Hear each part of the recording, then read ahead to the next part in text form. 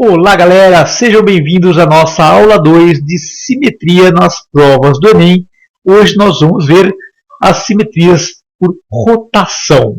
Mas o que é a rotação? Quando eu vou fazer uma rotação, eu preciso de alguns detalhes. Eu preciso de um ponto que é o meu centro de rotação, em torno do qual eu farei a rotação de um determinado número de graus para um dos dois sentidos, horário ou anti-horário.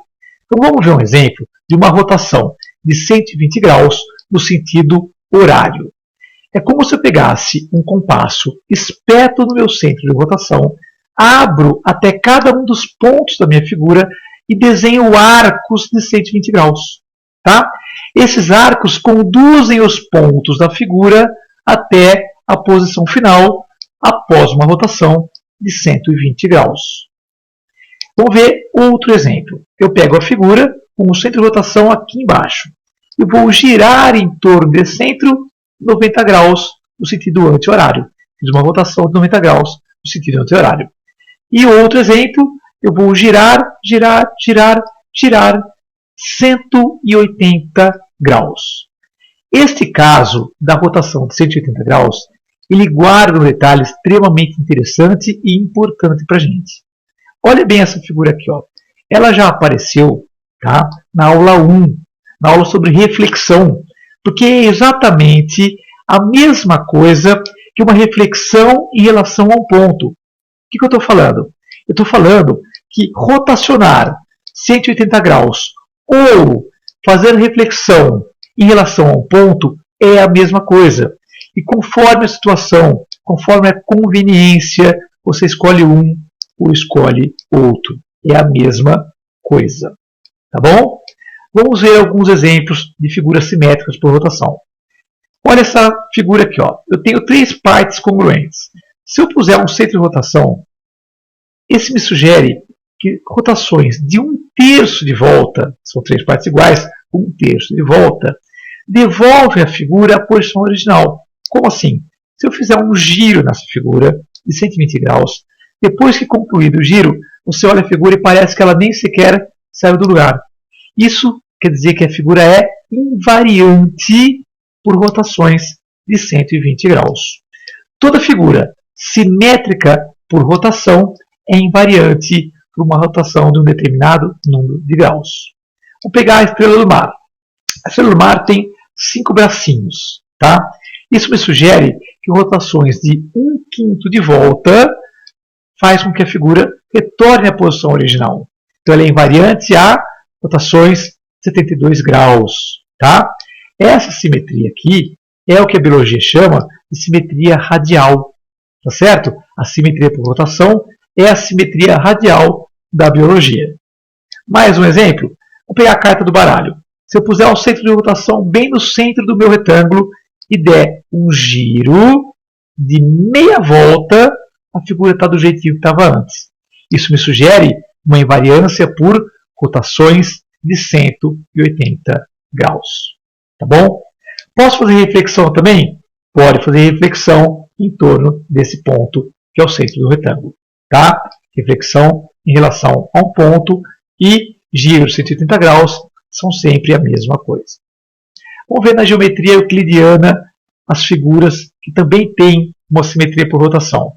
O triângulo equilátero, ele tem simetria por rotação, ele é invariante por rotações de 120 graus.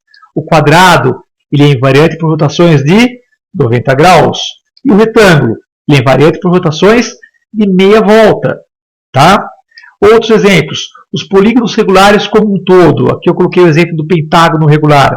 Ele é simétrico por rotação de 72 graus, 1/5 de volta. Isso equivale ao ângulo central do polígono. Todo polígono regular ele é invariante por rotações equivalentes ao seu ângulo central. Tá, joia? Então, agora que nós vimos a teoria, vamos ver a aplicação disso daí em exercícios que já apareceram no Enem. Em 2011, uma questão que fala que o polígono da calçada é invariante por rotações de quantos graus? Então eu tenho aqui o meu centro, como o texto sugere. Veja que a forma da figura desse bloco da calçada aqui, ele tem 3 partes. Então eu penso em o quê?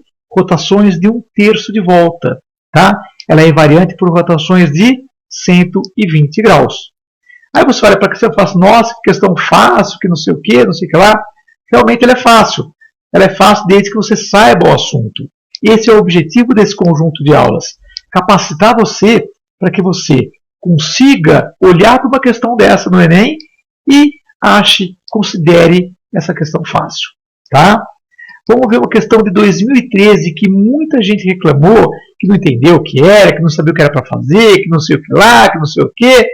E fala o seguinte, um programa de edição possibilita transformar figuras em outras mais complexas. Eu quero pegar essa figura original e transformar numa mais complexa, com simetria em relação ao ponto O. Nós vimos na aula 1 que simetrias em relação a um ponto é uma reflexão, tá? Uma reflexão em relação a esse ponto aí. Então, se eu pegar a minha figura, eu posso resolver pelo assunto visto na aula 1. Corre lá, assista de novo, se você não estiver lembrando bem. Eu vou pegar cada ponto da figura e vou fazer o simétrico dele em relação ao centro de reflexão. Vou pegar ponto de controle aqui, ó. O simétrico dele está aqui. Vou pegar esse ponto, o simétrico dele está aqui. E um terceiro ponto, o meu simétrico está aqui. Esse triângulo preto apareceu aqui, ó.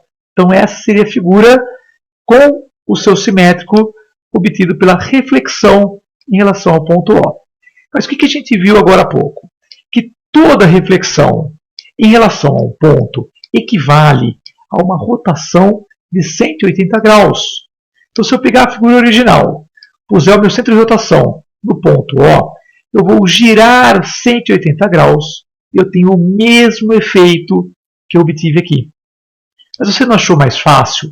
Em geral, é mais tranquilo efetuar rotações de 180 graus, rotações de meia volta, ao invés de reflexões em relação a um ponto. Tá?